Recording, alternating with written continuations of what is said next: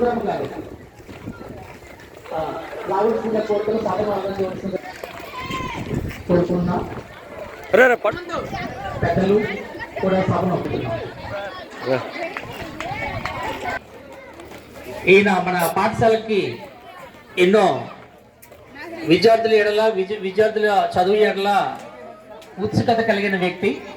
ఆయనని సవాసనలు కావాల్సిందిగా కోరుతున్నాం. అలాగనే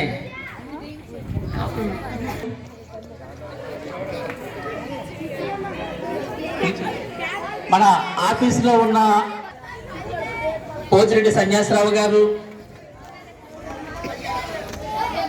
అందరూ కూడా సభల నిధులతో విద్యార్థుల తాలూకా సైకాలజీ తెలుసుకోవడానికి ప్రత్యేకంగా వచ్చిన మన యుగంధర్ గారు కూడా సభలు నిర్వహించవలసిందిగా కోరుతున్నాం.